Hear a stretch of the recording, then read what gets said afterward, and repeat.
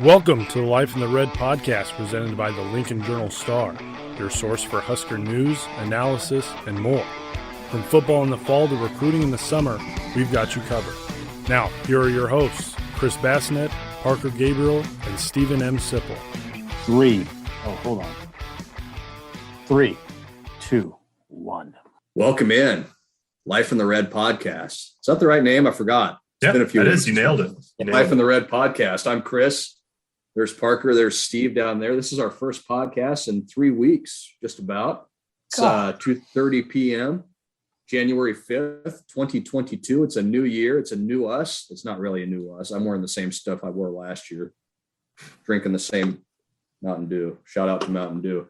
But it is 2:30 on January 5th. Shout out to Mountain Dew. Shout out to Mountain Dew. Yeah, thank you, Stephen. Yeah. Nebraska still doesn't have all their assistant coach spots filled, though it looks like they're closing in. We'll talk a little hoops tonight. We're going to talk transfer portal quarterbacks. We'll talk some assistant coaches in football. I'm going to turn it over to the young man, Parker, who's been right on top of this along with Steve. Steven, what's the situation? What's it looking like? What kind of timeline are we looking at to kind of fill these last couple spots? Yeah, the young men, me and Sipple. The young man, yeah. the virile young man. Yeah. Hello. All right, Parker. Welcome to 2022. It's 2022. You can say that now. There's still, season's been over for 6-7 weeks. Mm-hmm. And it's still pretty active. It's settled down some, definitely, before Christmas, but the two big fronts that are still sort of being worked, there's always stuff going on. Like yesterday, Nadab Joseph came off the roster, junior defensive back, and so there's always like roster stuff going on. But the biggest items in the hopper right now, obviously, are trying to find a quarterback in the transfer portal, or maybe two, and then rounding out the staff. The staff, I guess we might as well just start there because it's probably the more likely of the two to happen near the time that this podcast will get published. Yeah, like today. Yeah, perhaps today. We have a pretty good idea of what's going on with essentially two out of three moves, and we know what the third will be. We just don't know who it is. So we're expecting that Mike Dawson will coach the defensive front in some capacity, D-line, maybe the outside linebackers as well, maybe some of the outside linebackers. That's obviously a position he's really familiar with. That was what he did in 2018. And then obviously he's been the outside linebackers coach the past 2 years. That would essentially, that helps make up for Tony Tuioti, who left for Oregon just before Christmas. And then Bill Bush, we're expecting to be the special teams coordinator. And he could be the recruiting coordinator on the staff too. We haven't seen that tag been given out. That's a possibility. Yeah. And then the other thing would be if, Eric Chenander, the defensive coordinator, has coached Nichols. He coached the Nichols last year, the JoJo Doman types. Bill Bush has coached both safeties and outside linebackers. That's sort of a hybrid of the two. He and Mike Dawson already worked sort of hand in hand over the past year. So however those duties exactly get split up between OLBs, Nichols, Dawson, Bush, Chenander, it's a pretty seamless fit, don't you think, Sipple? It sort of works the way it looks like it's coming together on the defensive side. I've characterized it. It doesn't seem like it's caused a lot of stress. Right. Even Tuioti leaving, as I know you are very, well, I know you thought Tuioti was a really good coach, as did I. But, if they're going to lose somebody, it's probably that one is the easiest to absorb because of what you just laid out. Now, Bill Bush, the one thing I would say, I do think you said something sort of interesting. Bill Bush maybe is a special teams coordinator and a recruiting coordinator. If it was me as the head coach, if I was running that, I'd say no way. That's too much. The special teams is so much. You know how it goes. There's so many people involved. There's intricacy in scheme. Then you have to take all that to the practice field. I would never do that. God, but it's interesting because Bill Bush probably would be a pretty good recruiting coordinator. So I don't know. I don't know what that's going to look like. I wonder about that now that you mention it, how that's going to look. But yeah, it looks like, I don't know when it's going to fall into place. I do think we have a decent handle on the running backs coach. There's no doubt they're looking at, what's the guy's name at Florida, Parker? Greg Knox. Yeah, Greg Knox. And there's no doubt that Ron Brown's in that conversation. Now, after that, well, we know that Kevin Falk, the LSU coach, is out of it. We know that summarily. We don't now. There's probably another person or two in that conversation that I don't know. Parker, you might know. I don't know. Yeah, there's a guy named Brian Applewhite who's been at TCU. TCU, yeah. His name's come up in that conversation. So, but there's a lot. I mean, there's a lot of running backs coaches out there. Obviously, a lot of coaching staffs have come together. I did see a report the other day that Jim Mastro, who was a longtime running backs coach at Oregon, sort of similar to Kevin Falk, potentially could have been a candidate, but is going to stay on the West Coast and maybe not coach next year for family health reasons. And I think Kevin Falk, I mean, it was a really sad story. He lost a daughter or something like that. He did in September. And so I think that probably plays into, him not coaching, perhaps not coaching next year. Anyways, there's a bunch of candidates out there. We, like you say, Sipple, I mean, we have a decent handle on at least, 2 or maybe 3 names that are in the mix. And then it could go beyond that, but we sort of, I think before the staff reported back for work this week over the holidays, I think the idea was to get most of the interviews knocked out for that spot. And so it's sort of the mind that could happen anytime in the next couple days or week, or probably ideally just before they go out on the road recruiting at the end of next week. Now it'd be ideal. Probably. That's it. And remember, with Mickey Joseph and, when that was coming together, you don't finalize a hire one day and have the guy out on the road recruiting necessarily the next day. At least that's not the way it's worked this offseason at Nebraska. Like Mickey came up to Lincoln, he went out on the road, then he came up to Lincoln and he went back, and, it took a couple days for the paperwork and stuff to get done. And so, you'd think that by early to mid next week, maybe you'd have something wrapped up so that a guy could get out on the road a little bit, or at least be on campus next weekend when they host some official visitors and stuff like that. So it'll be interesting too, Sipple, to see if whoever the running backs coach is has a player, a running back in mind, or a relationship with a running back that would maybe be an off-season addition for Nebraska too. There's no doubt that if all things are equal and that coach, in this case, a running backs coach, has that player, that could tip the scale. There's no doubt about that. But especially if it's a good veteran proven running back, it's sort of like the quarterback conversation. There's no doubt that they want a good veteran running back. I mean, someone that you'd look at and say, yeah, maybe you could be the starter. So I don't know what's available in the portal, but that's definitely one of the positions they're looking at hard. The other one of the other ones obviously is quarterback, and so there's been some movement on that front. It's hard to sit here even on January 5th and say exactly what direction it's going. But the two names that have been sort of primary in the conversation, at least for the last week or 10 days, Casey Thompson, Texas transfer, and then Chubba Purdy, who spent his first 2 years at Florida State. Purdy, we know, is visiting the weekend of January 14th, and obviously that's right before the spring semester at Nebraska starts. And he's a young guy. He's got 4 years of eligibility left. And I think, and simply correct me if I'm wrong, I think that Nebraska probably has an idea that Purdy's not a guy like, at this point, Purdy's probably not expecting to just waltz in somewhere and have a starting job locked up. I mean, you want a guy who feels like he can come in and win the job no matter who he is. You want a guy that's confident, but there's not many places where a kid that young could commit to at this point and be handed a job. So unless you wanted to drop down or whatever. So that Purdy seems to be the part of a 2-quarterback strategy here for Nebraska in terms of what they're looking at in the portal. Yeah. And then Casey. Yeah, go ahead. Because then Casey Thompson would be a 5th-year guy and has started a lot of games for Texas and all of that. And so whether it's him or somebody like him, we know Nebraska has talked to a ton of quarterbacks and a bunch of experienced ones.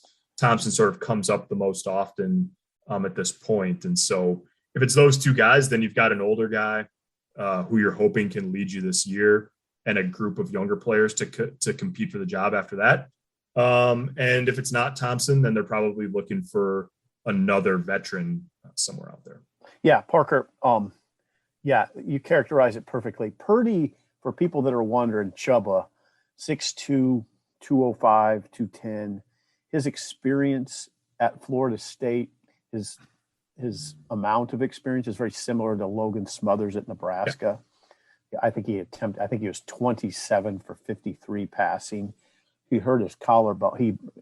I think he broke his collarbone in 2020 fall camp, came back that year and played a little bit this year. So, yeah, I mean, yeah, you're right. I mean, I don't think that's the guy you'd say, okay, he's going to be our guy. Now, he could end up being that. Right. The most interesting thing to me, and the thing we have to hammer home is dates. You did. He's visiting January 14th. Classes begin January 18th. You would think they would want to have somebody in place, Purdy and somebody else at that point. Now, we have talked about this, Parker, and I mean, I'm a little, maybe it's just because my age, but I'm patient. If you have to wait till May and, you know, if it's after spring ball, I don't think that's the end of the world. It's not ideal. I get it. It would be there would be some stress involved in that. But I think, see, here's the thing. I think you gotta be careful not just to take somebody you're not really sure about. I mean, it's really close. I mean, these things are really difficult. I mean, well, there's a lot on the line too to get your. There's a lot. Yeah. So I don't know. I don't know how it's going to shake out. Casey Thompson's interesting to me. I saw him play a couple times this year, and I like him. You know, he's different. He's a lot different than Adrian because he's not nearly as big. Probably manages games better though. Better decision maker. Better in the quick passing game. If they do that, which they should. So I don't know. We'll see what it looks like. It's going to be interesting too. I mean, sort of like you say, Sipple, you know, if there was a guy that they absolutely were head over heels about and the feeling was mutual, maybe this could have been done a couple of weeks ago or whatever. You would have welcomed that, right? Like if Spencer Rattler went to South Carolina like 2 or 3 weeks ago now. Yeah. So some teams, they found a match, they found a good fit, boom, they got done and they're out of it. Now they're out of the quarterback market and they feel good about it. Yep. The later it goes, you do sort of wonder about that patience element where you feel like you need to find a guy. And at the same time, like if there's not one that you're crazy about, you don't want to create a log jam just to create a log jam. Ah, right. You got guys. I mean, you have a couple guys already in Logan Smothers and Heinrich Harburg, who doesn't get mentioned very much, Heinrich Harburg. But I think he should too. I think he should. Yeah. Not necessarily in the like he's going to win the job in spring ball or something like that. But if you just were going to go on physical traits, like he and Torres are more along the lines physically of what Mark Whipple has succeeded with in the past. Yeah. Yep. So and Harburg can really run too. I mean, he's a fast guy. He's got a really terrific sort of physical toolkit to work with. The question is going to be for anybody, whether it's Smothers or Harburg or Torres or Chubba Purdy or whoever, like how quickly can they pick up what Whipple's putting down? And that's where you would just think that a veteran would be able to help with that bell curve. And spring ball would really help in that. Oh, no doubt, Parker. I totally understand that. I mean, when I broach that idea maybe of waiting till May, I mean, now you're in a pretty stressful situation. Yeah. You're putting a quarterback in that. It would almost have to be a veteran quarterback, and he would have to come in May and really go to work. So that would not be ideal. Baz, what's in your toolkit? What are you thinking? I got all kinds of stuff in my toolkit. I wanted to ask, Yes. and you guys are talking about veteran quarterbacks. Where do you see Mikey Pauly maybe fit into this? He's the kid that's going to come up, play baseball. He's going to be on baseball scholarship at Nebraska. He's also going to come up here in June and go through summer workouts with the football team. He's going to make a run at being a quarterback. He was offered scholarships at quarterback by Kansas State and Kansas. Kansas Player of the Year. He was the Kansas City Player of the Year. Won a state title. Like this kid's legit. Like he's a good player. He can move. He can run. He can throw it. He's maybe doesn't have like a Henrik Harburg arm or anything like that, but he's got a good enough arm. Do you see him kind of fitting into this way? Parker, go ahead. Parker, go ahead. I think he's kind of a wild card. It's hard to say like because I think you tend to sort of say like, yeah, we'll see, just because he's recruited primarily as a baseball player and he's also going to try football. We would probably be talking more about him if it was the other way around. But I think that's sort of a lesson. Like, don't discount him. If he gets to campus this summer and picks it up quick and has some talent, you never know if Mark Whipple likes the guy, he could be a factor in the room, and it's just like, it's sort of like Richard Torres getting in. Richard Torres will be here for spring ball, I think, but you don't ever, especially with a group where there's guys that have played more, even if they're inexperienced, like you sort of discount it by saying, oh yeah, maybe let's see. But yeah, I don't think it's out of the question. And if he cracks the depth chart in some way, whether he's third or second or whatever, like if they think of him like that, then you've got a pretty interesting scenario on your hands, both for the rest of that quarterback room and for Mikey Pauly and his future. But first thing first, he's going to get to campus this summer and work out with the football team and be part of camp probably. Okay, question. Is there any way he could practice in springs going forward? Would he be available in spring ball? That's the issue. You wouldn't think so if he's going to be primarily a baseball player. Now, the catch with this is if he does well and he plays football for Nebraska, he goes on scholarship with the football team and loses his scholarship with the baseball team. So that's something that'll probably factor into this too as well. And obviously a football scholarship is going to be worth a lot more than a baseball scholarship when you're just talking pure financial side of things. So yeah, they recruited this kid, the baseball team did, because he's really good. Like as good as a football player as he is, he's a better baseball player. He's a big dude, right? Big dude?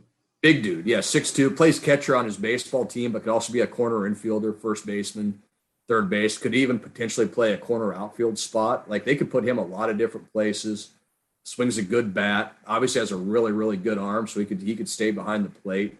So there's a lot of different spots they could put him. But that's the kind of guy that the baseball team recruits, thinking he's going to come in and compete right away. Okay. So that makes you think that he's probably not going to be available for spring ball. Okay. Well, here's the issue with that. And we've seen this before. It's fascinating. You guys, I don't know. Parker definitely wasn't here because it was Ted Gilmore was the receivers coach. There was a very uncomfortable moment in spring ball when Ted Gilmore was here during the Callahan era, I think. And they had a kid that was playing a receiver that was playing baseball. I think his name was Kyrie Cooper. Does that sound? Kyrie Cooper. Yep. Yeah. And, he was a receiver and it was spring ball. And the question was, how does Kyrie Cooper fit into the plans? And Ted Gilmore said, well, he's not here. Okay. He's not here. So he doesn't fit into the plan. And it was very, Gilmore was sending a message. He didn't like it. He didn't like that the kid was playing baseball. We were asking him about football. So those are tricky situations. And how do you do it as a quarterback? Right. That's the other part. Yeah. I think it has worked in other places, but normally it's with a guy whose talent is just so undeniable that it doesn't, like Jameis Winston did it for us. Yeah, Jameis. And Kyler Murray did it. Yeah. Kyler Murray, I think, did it at A&M. Yeah. But even remember, I was covering Wisconsin. I was in college. I was covering Wisconsin football when Russell Wilson went there. And I was thinking about this a few minutes ago because Russell Wilson is a guy who transferred and didn't get to school until after spring ball. Now, mid-year enrollees, this was 11 years ago, mid-year enrollees or 12 years ago, were not quite as prevalent as they are now, but he got there in the summer. But part of the reason he left NC State was because the football staff there didn't like that he was playing baseball. And they benched him for Mike Glennon because he was playing baseball in the spring and not giving as much attention to football as that staff wanted him to. And he said, okay, I'll leave. Yeah. And so even he, that's Russell Wilson. And he had that issue when he was in college. So it's certainly not easy. It's far more the exception than the rule. Think that you're going to play two sports, especially in play quarterback. Oh, think about it. I mean, it always sounds good when you're talking about it. I don't mean to pour cold water on the Mikey Pauly story at all. I don't want to do that. But it's when you look at it pragmatically, it's really difficult. It's really fun to talk about right now in January before he ever gets to campus. But when it gets down to it, if he's really going to compete for the quarterback job at Nebraska, how do you miss the spring? I mean, can I tell you what? Yeah, unless he's a freakazoid. I've not talked to Mikey Pauly at it, but if you want to size up what it looks like a kid who's in a great position to work out in the summer with the football team when he gets to campus, see where he's at as a starting point, and then just sort of wonder to himself or let the coaching staff tell him if they really want him to stick with football. And if they did, then he'd have a decision to make about whether he was going to play football or baseball in college. But if you're looking at it from his standpoint, it's like, so you're telling me I can go there on scholarship to play baseball. I know they want me. And before I ever hit the baseball field with those guys, I could also try football, get evaluated by the staff about what they think my future might or might not be, and then make a decision about what sport I'm going to play. Yeah, interesting. I think you nailed it, Parker. I think that's it right there. And he's going to play baseball for his high school team this spring. He wants to do that. Yep. And not that he would have to. He's obviously already committed, but he's clearly a kid that really enjoys playing baseball. But yeah, he's kind of a kid. He kind of holds the cards in a matter of speaking. Now, Nebraska's football's not going to hold a spot back for him or anything like that. But you're right. He's in a good spot. If football doesn't work out, I got my scholarship waiting for me over at Haymarket. If turns out I come in and I pick up this offense, whoa, I got a full ride to play football all of a sudden. Mm-hmm. So yeah, it's really kind of a no-lose situation for Mikey Pauly. Right now. There you go. I did not expect this to turn into the Mikey Pauly podcast, but we went deep on Mikey Pauly. Yeah, those things are fascinating. Okay, now so dates. Parker, are they starting spring ball February 28th? Is that February 28th? Yep. And the winter conditioning program starts Monday. Yeah. Okay. So Monday, January 10th, winter conditioning. Start of spring ball February 28th. Spring game April 9th. Yep. That's what's on young Parker's mind. Baz, you were at PBA last night. Late. Big Ten basketball after dark last night. The Nebraska women's team just took it to number 8 Michigan, took them out to the woodshed and gave them a whipping, 79-58, led from the start, led by double digits at the end of the first quarter and basically kept that lead in double digits the rest of the game. Never got lower than 9 after the end of the first quarter. Improved to 13-1, 2-1 in the conference.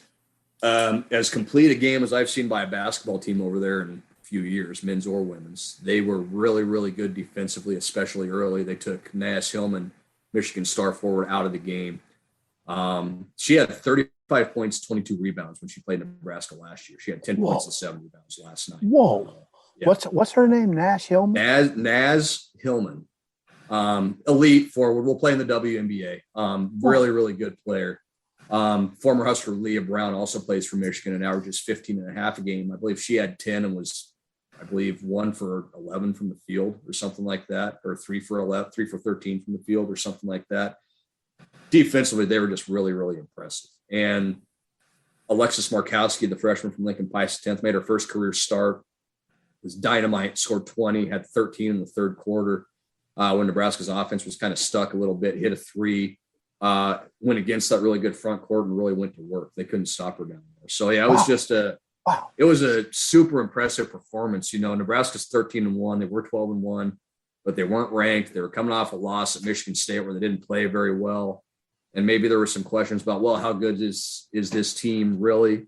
And this was my first time seeing them last night, and they made a believer out of me. They've got really, really good guards, athletic guards in Jazz Shelley, Sam Hybe. The front court, I really like the front court with Izzy Bourne, Markowski. They've got some depth there.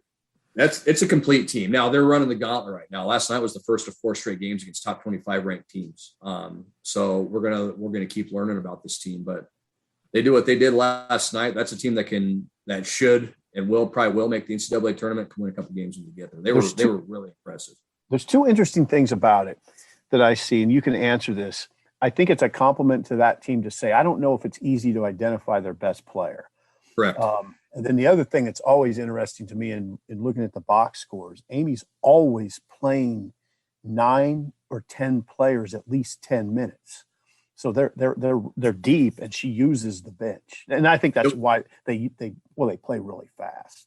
I love how she uses the bench, because they have that first unit, and they were 9 or 10 deep 5 minutes into the game last night. And that second unit, it's clear what their job is. They come in and we're going to pick you up full court. We're going to pressure the crap out of you. Oh yeah. They may not be quite as skilled offensively, but they come in there and they, as Tim Miles used to say, they get after your ass on defense. The old Gata saying. Yeah. And it's just it's a really cool, it's a well-organized, a well thought out plan with that team, because they can hurt you a lot of different ways. They can hurt you really offensively with that starting 5, and you kind of get settled in against that. Well, then here comes all these athletic young kids running all over the place, D'ing you up full court. So yeah, they're really built well. They're built like a good team should be built. They have the right pieces. And I think Amy Williams knows what she has. I think she knows she can kind of push them a little bit and get a good response out of them. And what I mean by that is, they went up to Michigan State, got out rebounded, didn't shoot it very well. It just never really gave them a chance to win. Then they go out last time, they out rebound the top rebounding team in the Big Ten. They beat them on the boards, and they shot the ball really well. And that tells me they got pushed in practice and they responded to it. And that's the mark of a good team. And Amy Williams said it last night. If the mark of a special team is being able to do that consistently, so we'll see if they can do it consistently, but they did it last night against a really good team. And I think if you're Amy Williams, you got to be thrilled with how things went last night.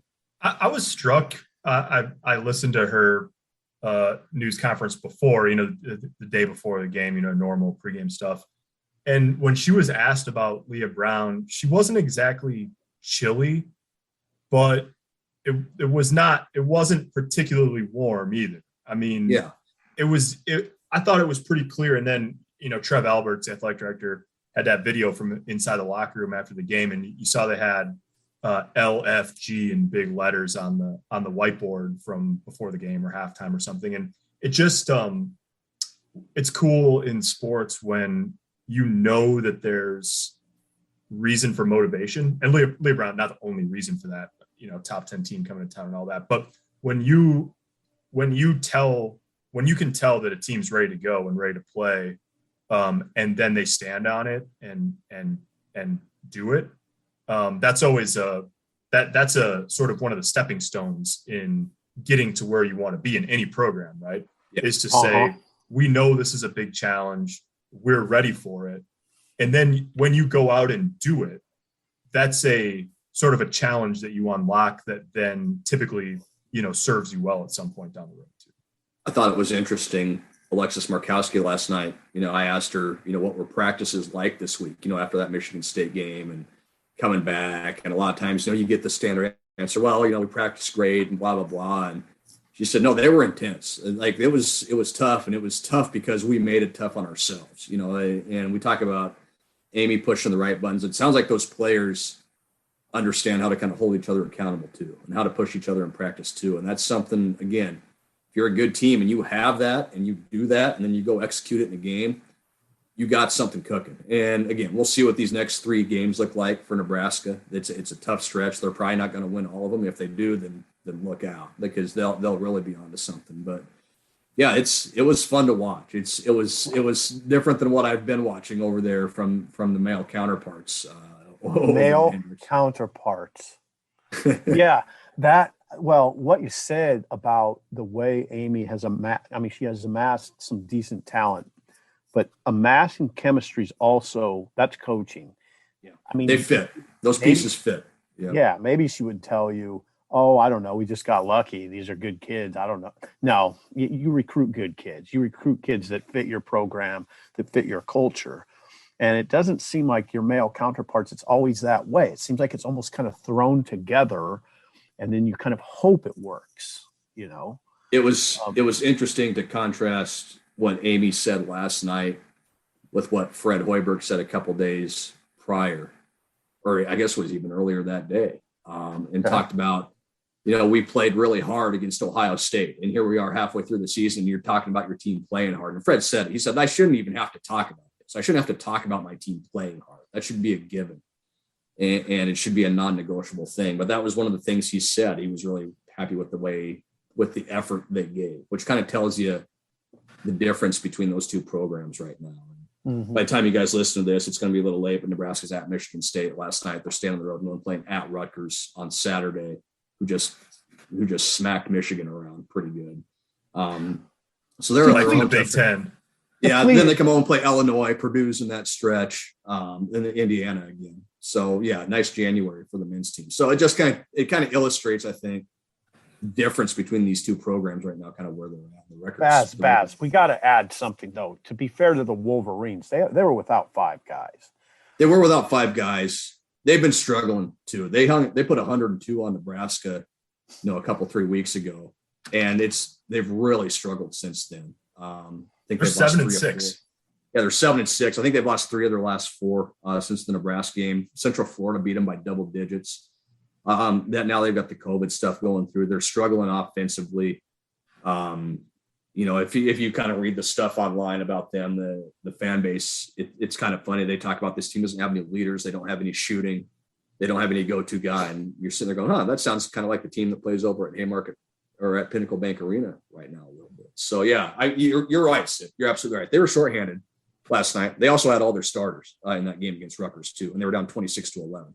10 minutes into the game. So it's never easy in the Big Ten, whether it's the men or the women. And Nebraska's going through it right now. Michigan's going through it right now. I think you can take some positives out of that game if you're Nebraska, but you got to figure out a way, as Fred said, you got to figure out a way to finish these games. You've led 3 games in the last 30 seconds and lost all 3 of them, and led 2 of them by a couple possessions and lost those games. You got to finish. And 9-5 looks a lot different than 6-8. But that's just where they're at right now. You got to try and keep putting yourself in that position. Eventually you hope your guys can figure out how to close one of those games out. Yeah. It's not luck. See, what happened? Nebraska blows a 5-point lead with 30 seconds left against Ohio State. Now that's rough, but I boil it down this way. And I hate picking on Lat Man because, as you know, Baz, I really like him as a player. He's limited athletically and all that, but he gives all he can. He missed 2 free throws. And then what happens though? Ohio State, EJ Liddell, who had a horrible game, 2 for 14 from the field, not a horrible game overall, but a horrible game shooting. But what happens? He has to bury 2 free throws to get him to overtime. He makes the first one, and then they call timeout. Nebraska calls timeout. He's got to come back and make one in that situation. He does it. Now that's what you call, that's the difference. To me, that was the difference. Now that's a guy. They got momentum going into overtime, and then Nebraska has a guard that doubles when they're not supposed to be doubling. They swing the ball around and get 2 straight threes. Hey, Baz, that's the difference. And missing a couple of and then a bad defensive assignment or 2. Yeah, and that stuff's magnified when you're a team like Nebraska because the margin for error is so much smaller, right? They're not going to out-athlete teams like Ohio State or even Michigan, Illinois. They can't cover that stuff up. They don't have the guys to do it. So, and even going back and kind of rewatching the 3 that Ohio State hit to make it 72-70, what happened? 2 guys went with the ball and left a guy wide open on the wing who went 4 for 5 from 3-point range. And boom, Ohio State hits a 3 9 seconds after Nebraska goes up 5 points. All your momentum's gone at that point. And I think everybody in the building knew when Lat missed, and I don't want to pick on him either, but everybody in the building knew when Lat missed those free throws exactly what was going to happen. It was just a matter of how it was going to happen. And you said it. EJ Liddell had a terrible game offensively, struggled. But what did he do? He went down there, he battled his tail off and got an offensive rebound and got fouled. if you're having a bad game offensively, that's hard to do, and he did it. He stuck his nose in there and got it done. And that's just the difference right now. Nebraska needs. Sorry, Parker. Yeah, and they played through him on the first three, the same set, first three possessions of overtime. You're the team that's supposed to win. You clawed your way back. You got to overtime, and even though he didn't shoot the ball, they came through and ran the same set for him 3 times in a row to start overtime, and 2 threes. Then he settled for a jumper and missed it and didn't make anything the whole night. But they knew when it got to overtime, they knew exactly what they were going to do offensively. Play through EJ Liddell just like they always do, and it worked. Mm-hmm. Yeah, and Nebraska had a guy that doubled him when he wasn't supposed to, and that left the 3 balls. So 2 straight three pointers to start it. And you have a kid for Ohio State, Malachi Branham, who scores 35 points. The season high was 11. And you go back and watch some of those possessions in the first half, and there was one where he dribbled it up, just did a little dribble handoff with Liddell, kind of drifted toward the middle of the court, and the guy defending Branham just kind of drifted down underneath the screen and just kind of stood there, and 2 Nebraska guys got picked, and Branham standing there all alone, straight on, looking at the basket and buries a 3-point. Like, it's just stuff like that. It can't happen. It can't happen. You let a guy, and you're playing the numbers. You're playing this kid who hasn't made more than 1 3 in a game all year to probably not do that again, and he does it, but he's doing it because he's wide open. There's nobody guarding him. So you allowed him to get comfortable early. So, I mean, that's what it is. It's all, when you're a 6-8 basketball team, it's all exacerbated. It all gets bigger. Every possession means a little more. And that's hard when you're fighting that and trying to get past that. That's just where Nebraska is right now. Yeah. And as you always say, and I'll just say it in a little more crude manner, the league is a total bitch. I mean, you have now to go to Michigan State, which has won 7 in a row. Now, they're not great. This isn't a great Michigan State team, but they play a lot of possessions. It's not a great matchup because they play a lot of possessions, and they can bury you. What do they do? They run and they offensive rebound. And what 2 things are Nebraska probably the worst at? Deep transition defense and rebound. Oh, yeah, and they will take the ball out of the hoop on Nebraska-made baskets and run. I mean, now they don't have Cassius Winston now, but they still will push it like that. So that'll be, you're right. Transition defense is probably the number 1 most important thing. Now you go to Rutgers. You go to Rutgers on the road. Rutgers isn't great. And then what? Pretty good at home, yeah. Yeah, pretty good home. And then what? You come home to play Illinois. Come home, you play Illinois, Kofi Cockburn in Illinois after Rutgers. Then you go at Purdue 3 days later. Purdue might be the best team in the country. They got They got a 7-footer in Travion Williams, and by the way, Jaden Ivey, who's probably going to be a lottery pick. Now, here's what's scary. If you don't get one of these, like Rutgers or Illinois at home, there's a danger of heading into that 0-8, 0-9, 0-10 region. And then what? Then what happens, So you got to get one of these. That's what makes Ohio State sting, because that one you had. And if you get that one, it looks I think it changes the outlook. And it doesn't get any easier. You play Purdue, then you come home and play Indiana. Indiana put you in a vice grip, a month ago. Then you're at Ohio State again. You're at Ohio State now, who's going to be fully healthy, fully recovered from their COVID pause, you would think. Let's not forget that. Ohio State was coming off a 3-week COVID pause the other night, and Nebraska couldn't put them away. Then it's Wisconsin. Wisconsin's playing great. Then it's Rutgers again. Then you're at Michigan. It never stops. It never stops in this league. So, they needed that one the other night bad. We'll see what they can kind of muster up tonight. Is it one note just on how good the Big Ten is? Iowa and Wisconsin play tomorrow, and the nation's 2 leading scorers are going against each other. Yeah. Is that right? Keegan Murray leads the country in scoring at like 24.5 a game, and then Johnny Davis for Wisconsin second at 22.5.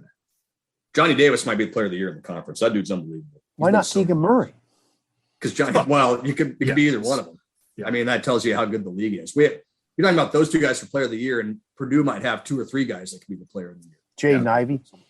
Ohio State's got a guy that could be the player of the year. Yeah. And EJ Liddell. That's just the way it is in this league. Northwestern's better, Minnesota's better, Penn State's good. Like, there's just no easy nights. And we say it every year, and you get tired of hearing it, but man, it's the truth. That's just what it is. So Nebraska's in a tough spot. You can talk about effort and trying hard and all these other things, but they got to get one of these. And it'll help too getting Trey McGowan's back. They should get him back in the next week or so, probably 2 weeks at the most, I would say. And that helps you with your perimeter defense more than anything. But we'll see. It's going to be a tough road to hoe. Wind back to the Nebraska women. So who would you say their top 2 players are? Great question, Sip. And you said it. I don't know if it's real clear who their top players are. Jazz Shelley, for me, is one of them. Had a double-double last night as a guard, 12 points, 12 rebounds. Really quick, great shooter, but can also penetrate. I really like her. I really like Izzy Bourne. She drew the defensive assignment on Hillman last night and did a great job, set the tone, can score a little bit for her. She got in foul trouble, but if I have to pick those two, I'm probably starting with the two Australians. Those two are pretty good, but they've got Sam Hybe led them in scoring last year. She's really good. And Alexis Markowski's coming on. She's a really good player. I mean, they've got pieces. They've got a lot of people you can say are their two best players. But I'll take those two to start for sure. I covered two games, I think, last year, and it just happened to be that in both of them, Izzy Bourne played really well. And when the two games I covered, she shot it really well from the outside. And when she's doing that, I mean, she's a tough cover. But she can do it a little bit of everything. So yeah, I love their attitude. I love talking to the players last night because they came in and said it. Like they came in and said we weren't going to lose this game. Like they had that kind of grit, and you hear the word grit, it's kind of a cliche. They have it. Like they've got the right mentality. They're not afraid to fight. They're not afraid to stick their nose in there. And you got to have that, that you can't have a coach telling you to do that. And their best players have that mentality, and that makes you a really good team. So this was. Yeah, that I know what you mean by grit. You hear it; it's a cliche. I don't mind that sports cliche, and the reason I don't mind it, especially because of what we've established about the Big Ten, you better have it. I mean, if you don't have it, then I don't know. I don't know what to say about you. I mean, you're not going to be that great. It reminds me of, and I forget which coach said it. I think it was Tim Miles last year. This is second to last year at Nebraska. One of the coaches came in and after the game. I think it was Mark Turgeon actually came in and said it. And he almost had this tinge of he almost felt bad for Nebraska because he said, if you have weaknesses, the Big Ten will exploit them and they will beat you to death with them. It's essentially what he said. I'm paraphrasing, but it's true. It's true. And credit the Nebraska women. They got exposed the other night and they fixed their holes. Now you got to see if the Nebraska men's team can kind of do something similar going forward. Okay. Wow. All right, guys. Wow. That was good talk. Wow. Yeah. Wow. Well, I think 3 weeks off probably got us our legs back. Yeah, I think so. A real quick note. Yeah, you want to just throw in one. Let me just throw in one sort of new recruiting update just to close things out. Nebraska just offered a running back named Jay Allen, who's a 2022 kid, didn't sign in December, who was verbally committed to TCU. Maybe draw an eyeballs emoji. Hello. What's that guy's name? Brian Applewhite? Brian Applewhite was a running backs coach at TCU. And obviously, they've gone coaching change, just like a lot of schools have, with Gary Patterson being fired in the last few weeks of the season. So something to keep an eye on there. I wonder how they came to like a running back committed to TCU at this late stage. Very, very interesting. We'll have to see how that plays out. All right, guys. Thanks for tuning in. We're going to wrap this baby up. We'll be back on our weekly schedule now from here on out going forward. Obviously, going to be plenty of news over the next weeks and months on multiple different sports. So keep it tuned to HuskerExtra.com, journalstar.com/Huskers. We'll keep you updated on everything. And thanks for listening. We'll talk to you next week.